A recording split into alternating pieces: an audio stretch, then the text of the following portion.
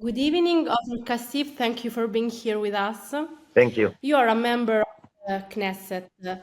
In your country at the moment, you are considered a controversial figure for your views on the recent war, and you have even been suspended from attending Knesset sessions for 45 days. Would you like to explain why?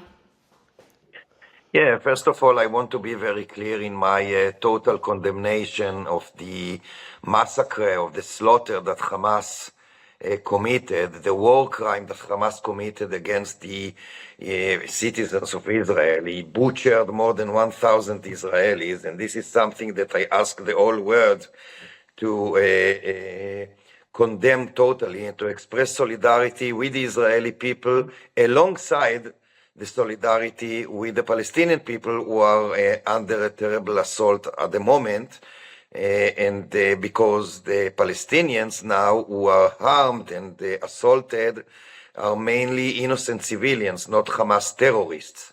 And this is something that I ask everybody to pay attention to, because sometimes it seems that many makes a false division between Israel and the Palestinians, or Israelis and the Palestinians. It's much more complicated.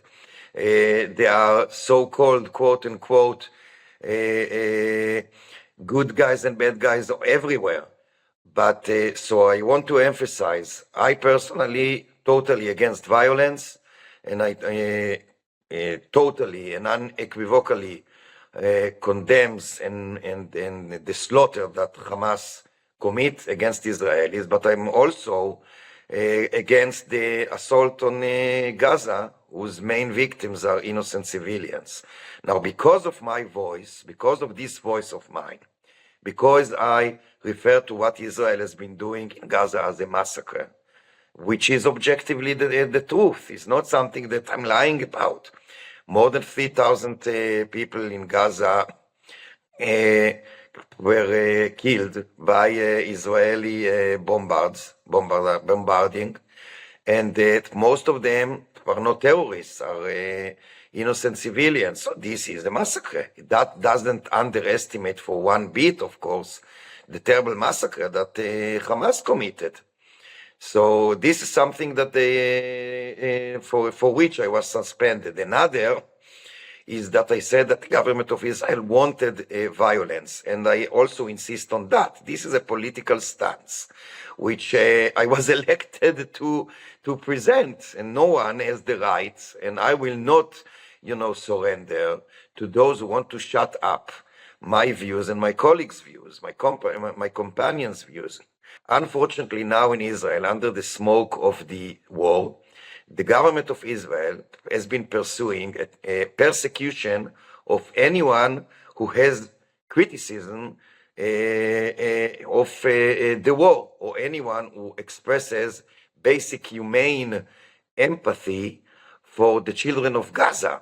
So that shows that what's going on now in the state of Israel under this fascist government is not only a war against the Palestinians in Gaza and otherwise, but also against anything that can be associated with democracy, and against the citizens of Israel. And my view is not anti-Israeli, it's pro-Israeli, because I think that the right thing and the right solution is just peace and immediate ceasefire and exchange of hostages and kidnapped.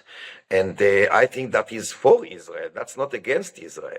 Is Israeli public opinion in favor of the government's military operation now on the Gaza Strip? Is the people united, or are there those who share your criticism right now? Of course, there are people who share my criticism, Jews and Arabs alike, citizens in Israel.